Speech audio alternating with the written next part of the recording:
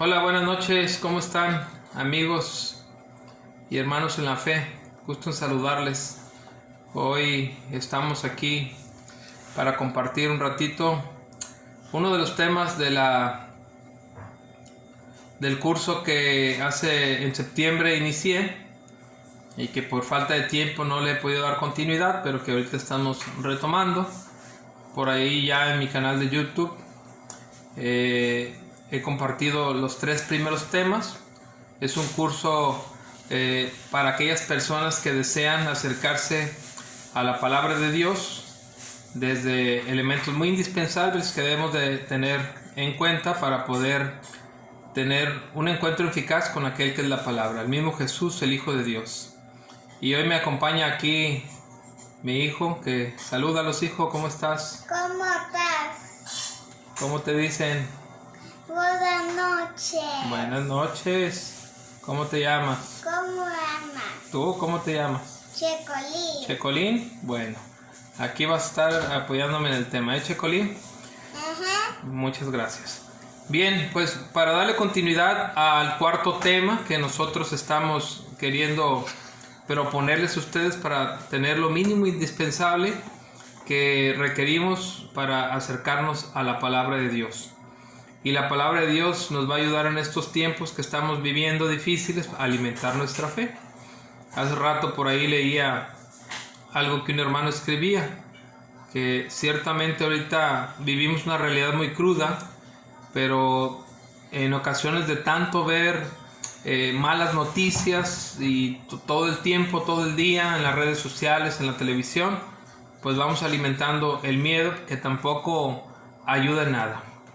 Y por ahí lo que escribió el hermano decía, hay que leer la Biblia para alimentar la fe. Y ciertamente la carta a los Romanos dice que la fe nace y crece con la escucha de la palabra.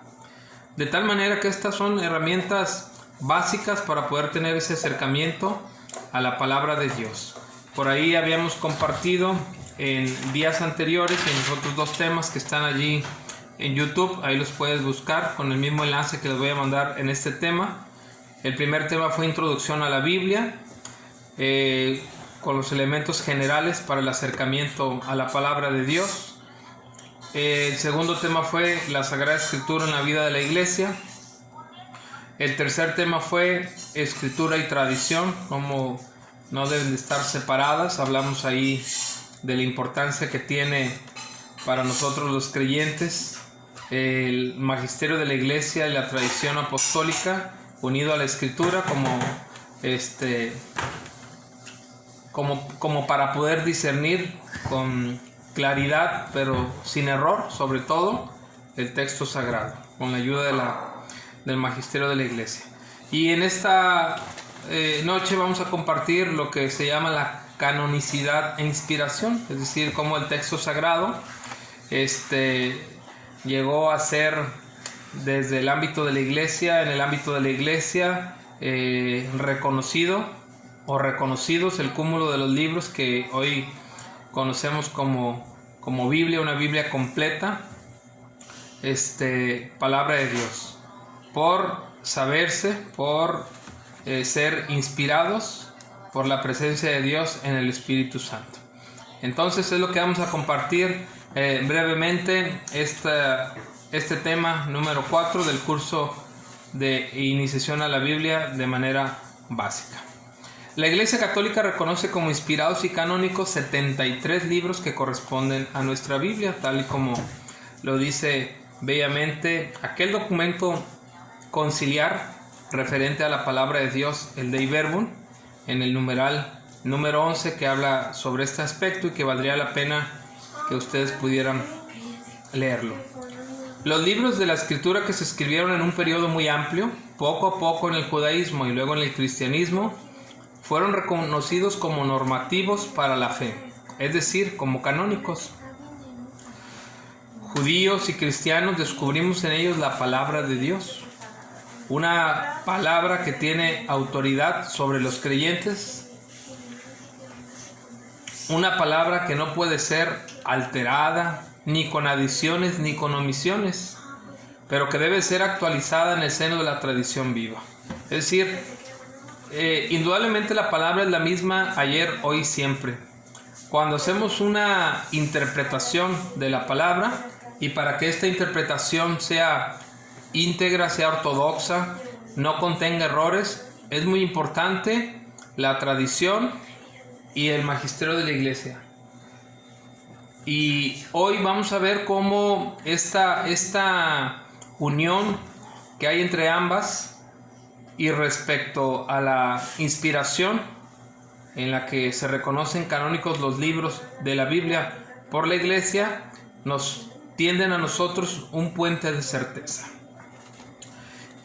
Por eso hablan en este aspecto de que no habremos de alterarla. Se interpreta a la luz del magisterio, se interpreta a la luz de la tradición y se actualiza también en el mismo seno de la iglesia. Es decir, en el aquí y en el ahora, ¿qué nos dice aquella palabra de Dios que fue escrita, según de donde venga tomada, en cuál de los libros de la Biblia? Esta palabra que fue escrita en situaciones concretas, en un tiempo concreto, en un contexto concreto, pero ¿qué nos dice a ti y a mí en el aquí y en el ahora? Es muy importante eso. Por eso uno de los elementos de la identidad de la fe judía y cristiana es la autoridad que posee para nosotros la Biblia como un libro sagrado. Sin embargo, no podemos decir que la Biblia sea una religión del libro. Es decir, la Biblia, más que ser un libro, es una persona, la persona de Jesús. Y para que la persona de Jesús, o para que la palabra de Dios sea viva y eficaz entre nosotros, es muy importante que nosotros sepamos reconocer en ella al que es la palabra.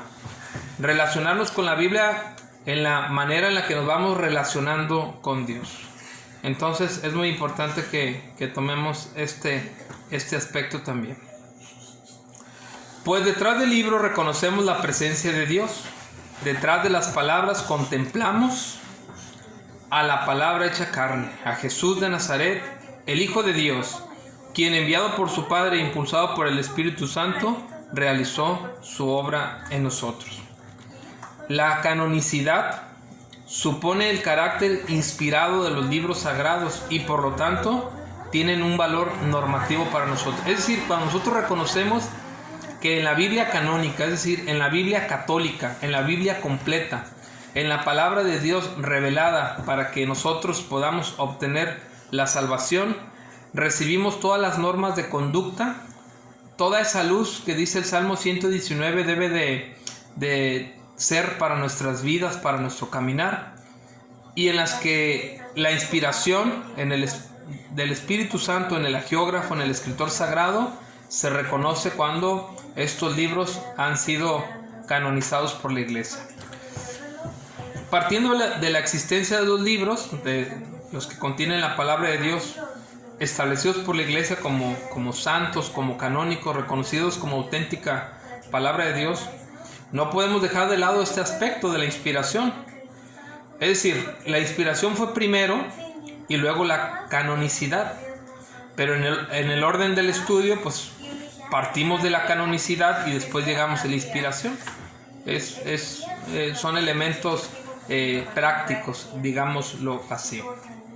Este tema nos mueve en un doble campo, en el de la historia, que nos hace ver el proceso lento y complejo de la canonización. No fue una cosa de un día para otro, no se lo sacaron de la manga. Como todo en la iglesia, pasa por un proceso de discernimiento sinodal, de discernimiento colegial, que aquellos que han recibido la potestad de Jesús para continuar con las cuestiones de la iglesia han hecho un discernimiento muy interesante para llegar a este punto, y que duró mucho tiempo y que cubrió muchos aspectos para que hoy nosotros podamos reconocer en esos 73 libros la revelación de Dios, la palabra de Dios que nos ha sido dada para nuestra salvación.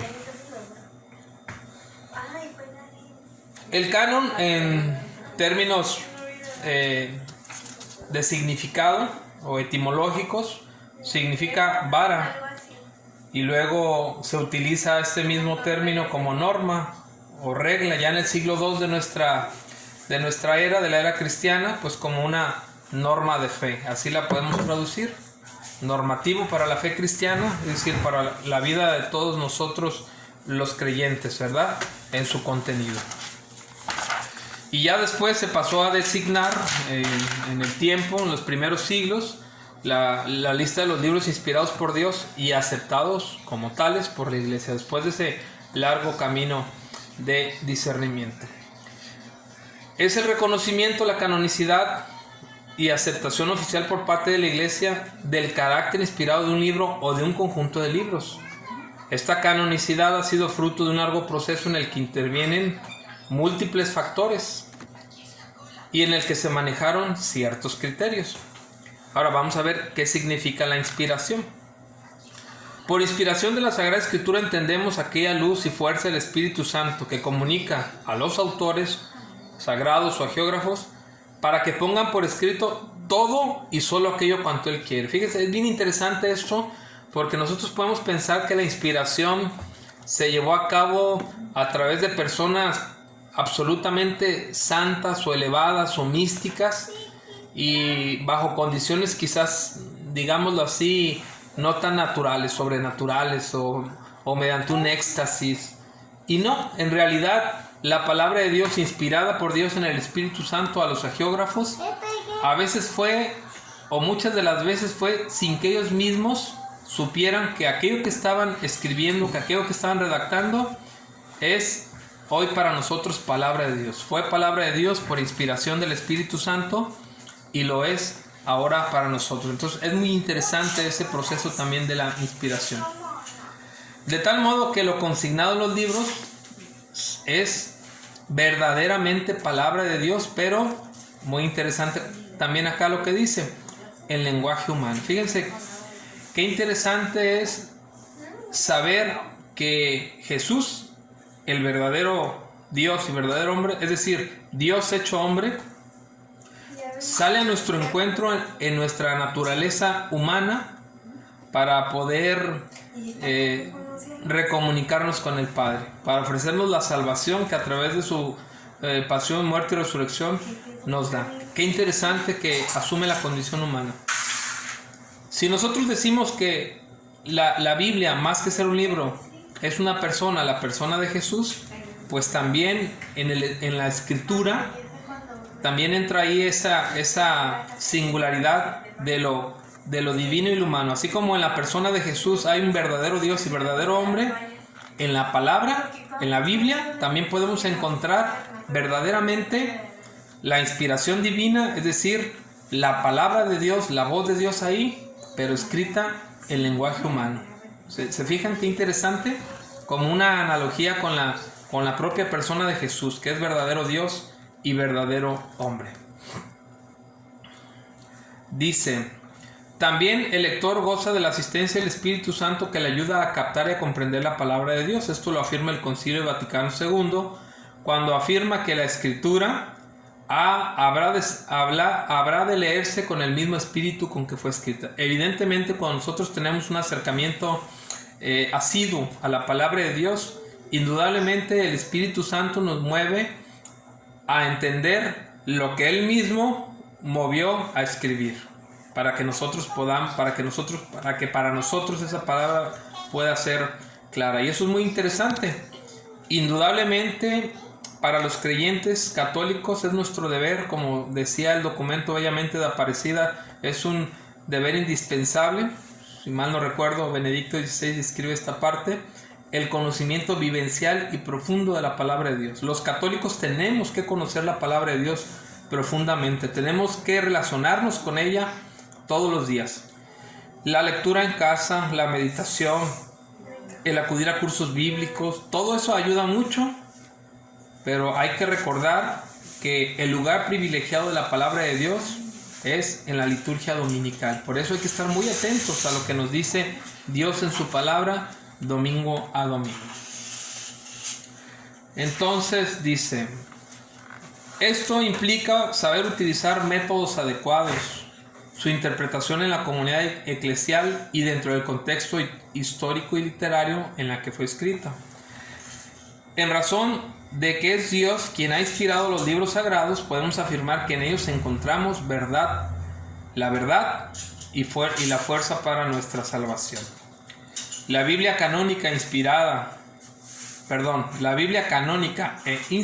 basada en la historia y la intervención de Dios en la misma, no pretende comunicarnos una verdad de tipo científico, ni darnos una crónica exacta de acontecimientos, como aquellos que buscan fechas exactas o tratan de buscar contradicciones científicas al libro de la fe,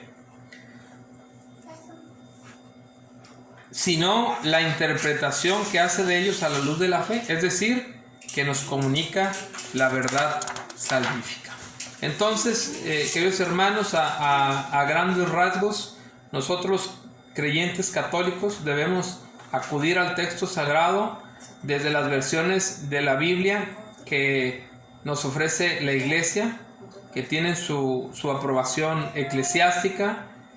Las podemos reconocer porque esta aprobación eclesiástica siempre en las primeras páginas viene allí el sello y las firmas de quienes representan a una conferencia episcopal o a una diócesis, según sea el caso, donde surja esta aprobación eclesiástica, pero ahí viene. Y una manera muy simple de reconocer es por la cantidad de los libros, 73 libros, la Biblia católica. Entonces será muy interesante también que pudiéramos conocer las versiones que en la actualidad se han elaborado en el seno de la Iglesia para poder entender con mayor claridad y atender las notas de pie de página, los comentarios exegéticos, las introducciones de los libros, de las nuevas versiones que traen justamente todos esos comentarios o todas esas palabras que nos ayudan a entender el texto de manera más actualizada. Una de ellas es la Biblia de América, y la más reciente, muy interesante, y una Biblia de estudio llamada la Biblia de la Iglesia en América, que la pueden encontrar en las librerías de la diócesis de Tepic y en las librerías católicas pues de toda la República. Entonces, queridos hermanos, pues este es el tema 4, seguimos caminando. En estos próximos días voy a hacer un esfuerzo en cuestión de tiempo para poder darle seguimiento a este curso, que será de 10 u 11 temas y que espero que les sirva mucho. Les agradezco mucho, y también pues aquí estuvo acompañándome el Checolín. Ahí han de ver gestos, señas y todo que hizo, pero así son los niños.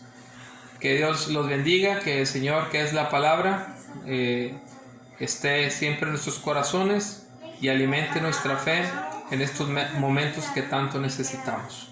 También aprovecho la ocasión para pedir que nos unamos, sigamos en oración por todos los que están padeciendo esta terrible enfermedad de la pandemia, sobre todo aquí en nuestra diócesis de Tepic, que comprende el estado de Jalisco y Nayarit, parte del estado de Jalisco y Nayarit, y sobre todo los que se encomiendan a nuestras oraciones, que son enfermos de familiares y amigos, para que Dios les dé pronta recuperación.